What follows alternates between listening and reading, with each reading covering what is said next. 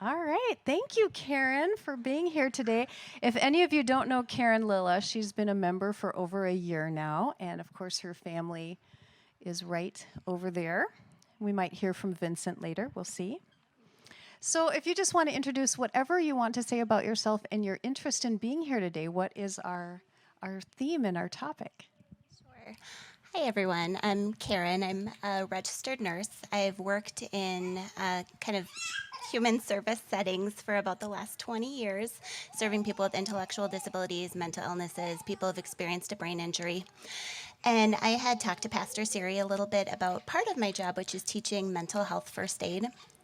And this is a program that is kind of trying to create a mental health equivalent to the very common CPR and first aid trainings that so many people get.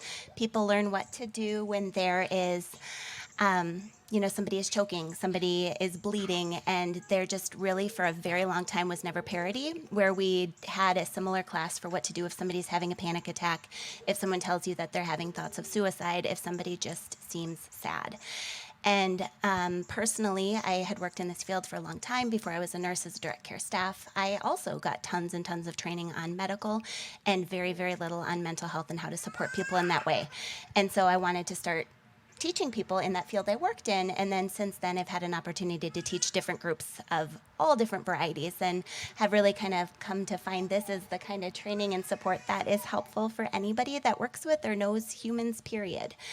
I also one of my favorite stories about this is someone who got involved with this program is someone who experienced bipolar disorder, and she had some challenges and some hard times. And one of those hard times, she was out in a public place and she was on the ground, felt like she was stuck, like she couldn't get up, she was sobbing. And what she experienced was, multiple people either walking by and looking the other way or even starting down that hall and turning, seeing her, and turning back.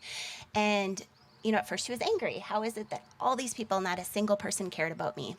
And then she was also a researcher and she was curious and she wanted to know if, what if it wasn't that every single person she saw didn't care? What if it was that, they didn't know what to do?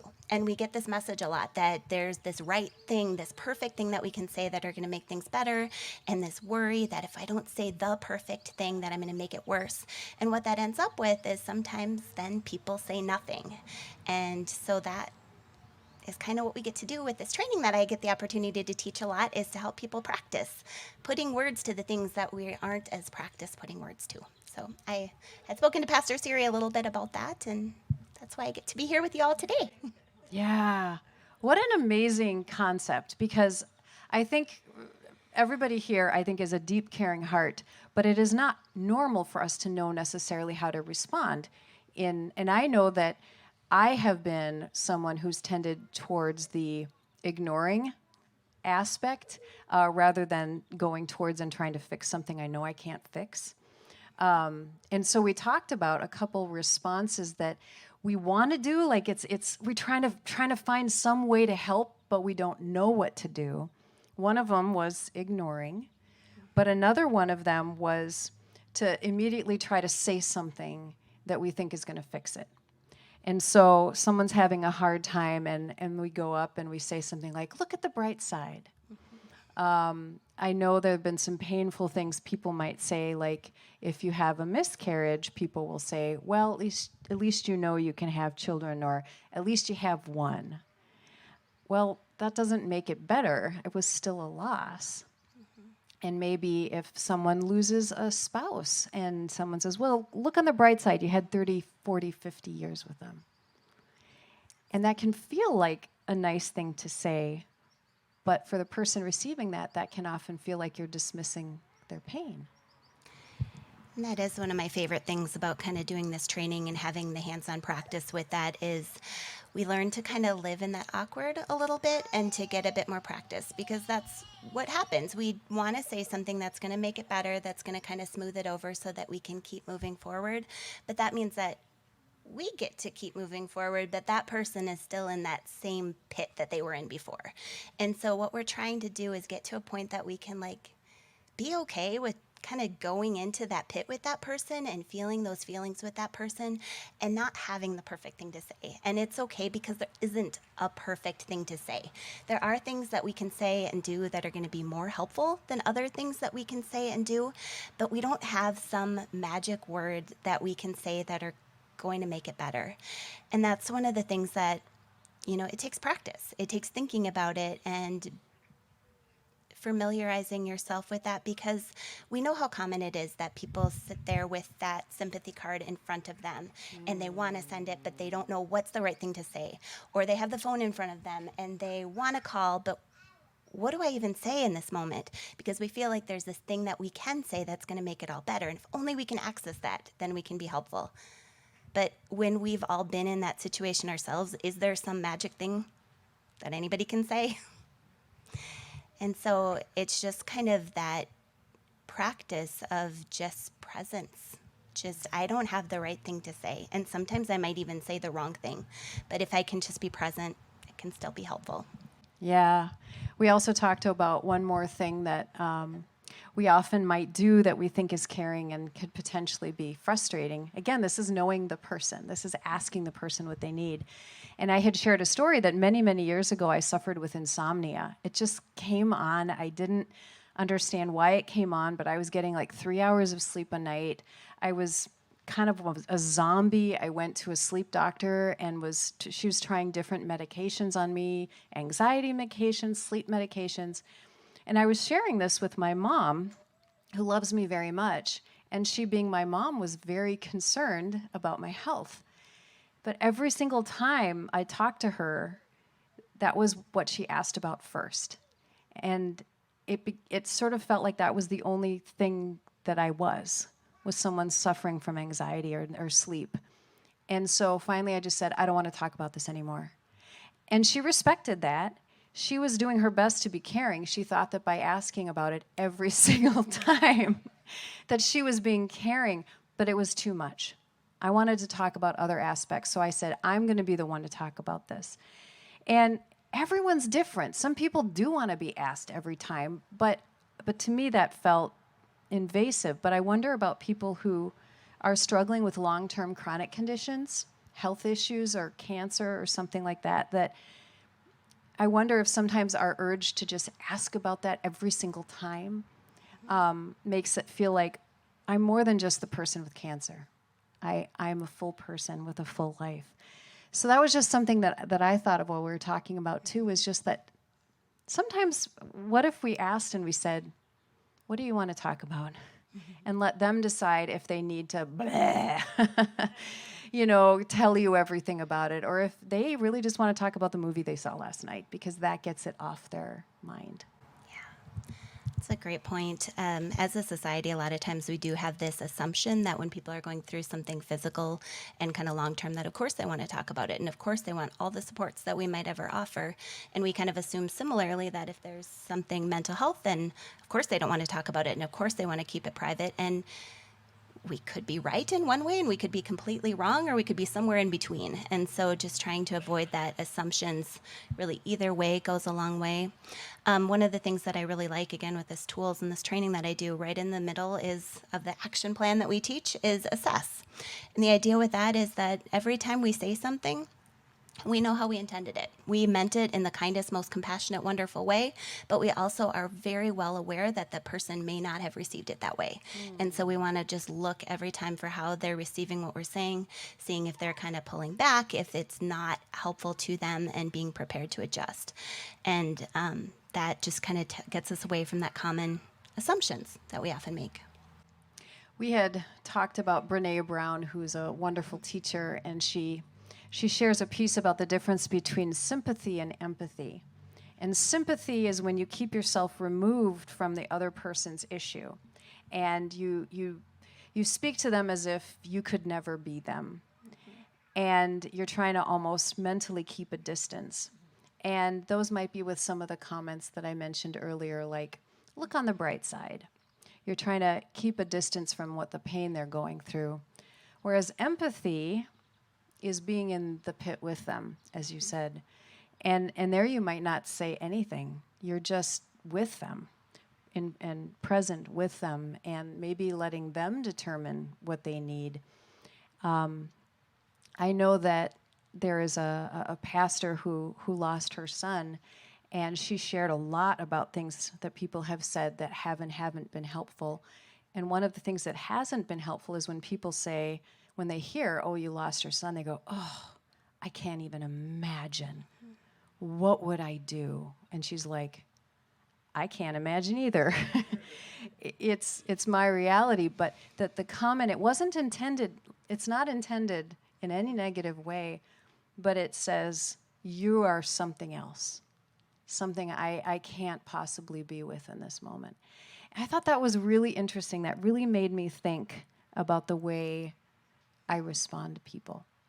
Well, we've said a lot about what you shouldn't do, so let's talk about what we can do in moments. And you said assess. I like one of the comments you made in our conversation, that first when you encounter somebody who's going through a difficult time, you acknowledge what's going on in here first.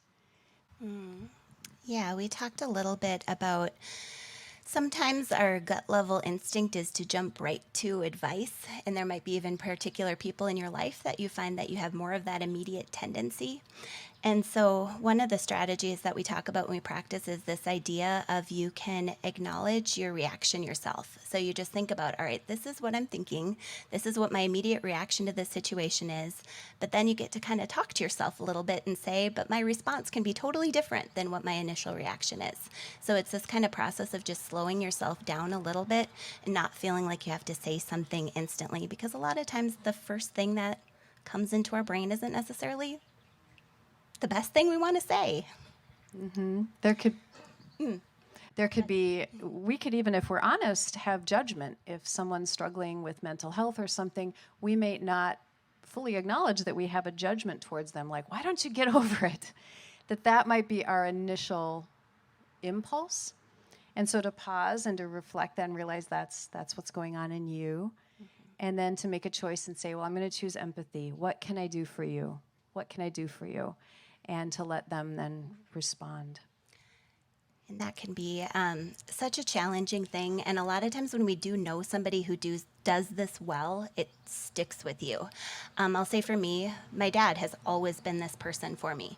So I know as an adult that there were things that I came to him just devastated about. And he looked at it and he's like, I know you're going to be fine in a week. I know you're going to be fine in an hour. But he was always just amazing at kind of, I don't know if he self-talked and told himself, how I would feel in this situation is completely irrelevant. But what he did was it was all about my feelings, and my feelings were completely and totally valid. And it didn't matter how he thought he would feel in this situation or how he looked at it with his adult lens, because my feelings were my feelings, and that was all that mattered in that moment. And so that takes a little bit of thinking and getting in your brain and thinking about how to do that and how to say that. But it's a gift he gave me that has stuck with me my entire life. That's amazing. I think that's actually really hard for us as adults to do sometimes when a person younger than us is expressing frustration over something. We want to say, oh, honey, you don't even know, right? Or just like, oh, this is so piddly. There's this part of us that kind of wants to dismiss it, but when we were that age, it was real. It's real. That's a beautiful way to just say, acknowledging that people's feelings are real and valid, and not making assumptions about what they need, not trying to make them better. We talked about offering how you can help in specific ways. This was interesting to me because I know I've been at fault with this. When someone goes through something, I say, call me if you need anything. But do they really think I'm serious? Like, does that mean that I'm going to call you at 11 o'clock at night to cry for an hour on a phone? Is that what you mean? Or do you mean you can babysit my kids for a day so that I can have a mental health break? Or does that mean that I do need a meal cooked for me every night for a week? And so I wonder if we offer our help in more concrete ways, like, I can watch your kids. I can cook you dinner. Don't ask me to, wait, no. We have different skills, right? We have different things we can do. And sometimes by saying, no, this is what I can offer you, they go, oh, she's serious. He's serious. I can actually take them up on this.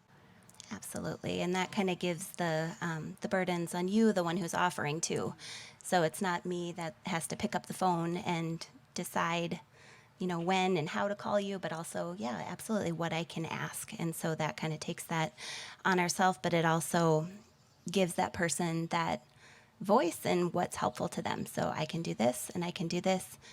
Would either of these be helpful to you? And we also know that a lot of times people who've experienced a big loss, they can't tell you what they're going to need next week, maybe not even able to tell you what they need tomorrow, but we can kind of think about it. And I think you use that phrase in Shine Time, what can I do for you right now?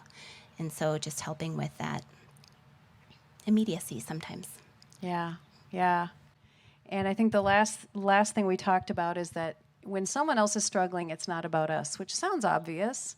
But imagine if you see someone struggling, you go up to them, you ask, what can I help you with? And they say, go away, leave me alone. And you're like, well, I was just trying to help. In that moment, and that's, that might be a normal reaction that we feel inside. But when we realize they have a whole world going on inside of them when they're struggling. And it has nothing to do with us. We could be anybody in that moment. And it doesn't matter. Their reaction is their reaction. And so sometimes for us to just realize they're not lashing out at me. They're just lashing. They're just hurt. They're just responding. And so for us to not say, this isn't about me and how great I am or how bad I am or anything. This is about what they need in this moment. Absolutely. And it is a really normal human thing that we do assume it's about us. If somebody seems distracted, if they don't seem interested, we think then they don't want to talk to us or they're not interested in us.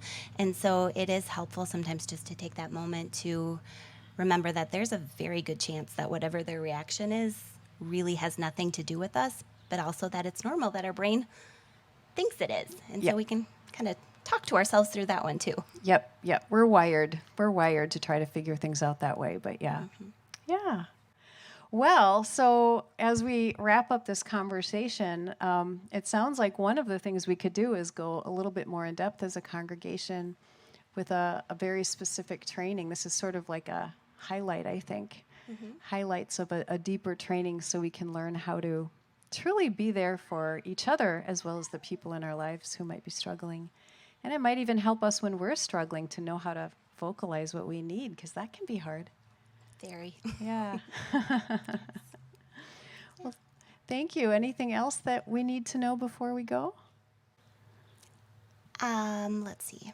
I think the only other thing that I would just add is that sometimes, no matter how wonderful we are and no matter how we're doing exactly the right thing in that moment, we still might not be the person. And so sometimes it's helpful just to remember that being the link to someone else who might be more helpful in this situation, who might have a different relationship, that's also a really impactful, helpful thing. So even if we're not the person, we can still be a help.